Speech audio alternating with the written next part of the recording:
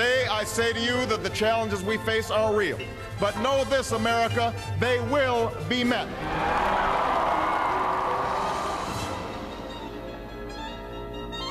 I'm a lefty. Get used to it.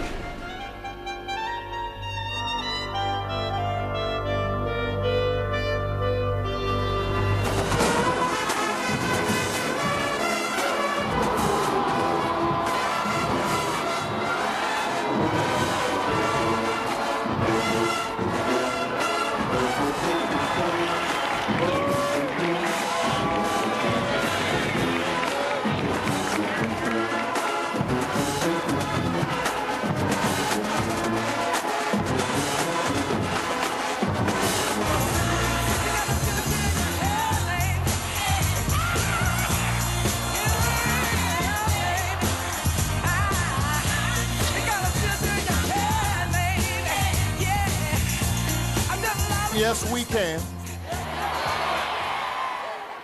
Yes, we will. As long as all of us are working together. That's what America's about. That's what this campaign's been about. That's what this administration will be about. I'm grateful to all of you. God bless you. God bless the United States of America.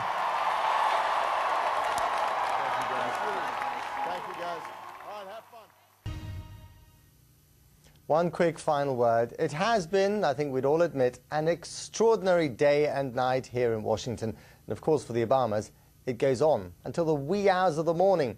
But tomorrow, the work begins. If today was all about pageantry, tradition and celebration, tomorrow, the 44th president gets down to the real business.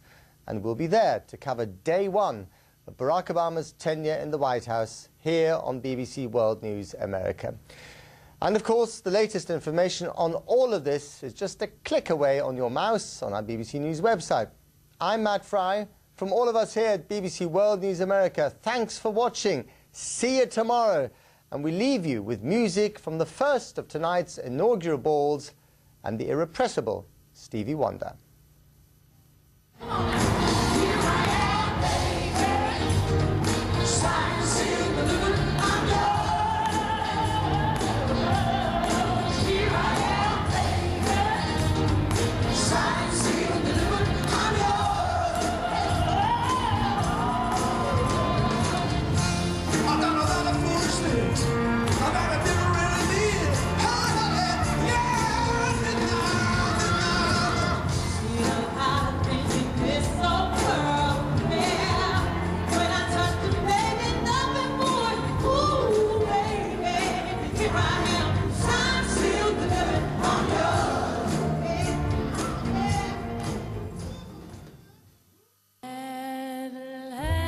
Stepping out as America's new president, Barack Obama enjoys an evening of celebrations following his inauguration.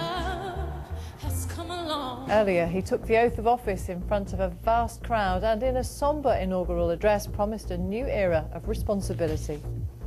We say we can no longer afford indifference to the suffering outside our borders, nor can we consume the world's resources without regard to effect. For the world has changed, and we must change with it. Obama means freedom, Obama means change, Obama means something that my grandparents didn't live to see. I'm so excited for the change that's coming to this country. I'm just so excited. In a sign of the challenges facing President Obama, there have been big falls in share prices on the New York Stock Exchange. And shocking and heartbreaking, the head of the UN gives his response to the destruction in Gaza. This is BBC News. I'm Martine Croxall. After taking office as the new President of the United States, Barack Obama is taking part in a series of inaugural balls in Washington. Mr. Obama and his wife Michelle are attending 10 events throughout the evening. President Obama will speak at each one. Already they've been displaying their dancing skills, enjoying a slow two-step to At Last, sung by Beyoncé. Well, the BBC's Kim Fattas has spent the evening at the city's convention centre, where many of the functions have been taking place. After a long but very historic day in the cold outside, thousands, millions of people watching, it's time to celebrate. And you saw there Barack and Michelle Obama taking to the dance floor. They had a dance, the first dance of the evening, just a few moments ago in the neighborhood ball, a star-studded event which was also opened by the Presidential Inauguration Committee to average, ordinary Americans. They want to make this inauguration as inclusive as possible. It was also a star-studded moment. Mariah Carey was there, Alicia Keys was there, and Michelle and Barack Obama danced to the sounds of Etta James's At Last. They were serenaded on the dance floor by Beyonce. So a lot to celebrate and a lot of celebrities here as well. Well, just a few moments ago, I spoke to Sir Richard Branson, founder of the Virgin Empire, and I asked him what this day meant. I don't think it's just a new day for America. I think it's a new day for the world. I mean, there were obviously dreadful decisions made over the last 8 years, the war in Iraq, the lack of attention to global warming. Overnight there were celebrations, but after the dancing, a warning of the job ahead. Later today, President Obama will host a series of meetings with military chiefs and economic advisors. Israel says it's completed its pullout from Gaza, but it will remain on the border to counter any offensive from Hamas. Welcome to World News Today. I'm George Alagaya. Also on this programme, smashing down the walls that protected Iraqis but carved up their homes, the benefits of improved security in Baghdad. And what next for Turkey? A special report on the country's ambition to be a part of the European Union. It's 8 p.m. in Hong Kong, midday here in London, and 7 a.m. in Washington, where Barack Obama is embarking on his first morning as the President of the United States. He's already made a mark by asking for the military trials of terrorism suspects at the Guantanamo Bay detention center to be suspended for 120 days. The request will be heard by judges later today. But that's just one of the problems in the new president's in-tray. He's thought to be meeting economic advisors and military chiefs today, which gives you some ideas of his priorities. All that after a historic day and an evening of partying. We'll take a thorough look at Obama's presidency throughout this programme. But first, Humphrey Hawksley on day one of the Obama era. Guantanamo Bay, a defining issue of American values and the one first tackled by the new American president. As Washington celebrated, Barack Obama issued an order asking judges to suspend the military trials there, including the one of this man, Khalid Sheikh Mohammed, the alleged mastermind of the September 11th attacks, and 4 accomplices. President Obama has already promised to close the camp, but decisions have yet to be made on what kind of trial process the prisoners should have, where they should be held, and which countries might take those to be released. So behind a night of festivity where the President and First Lady swept around from party to party, the machinery of the new government was at work.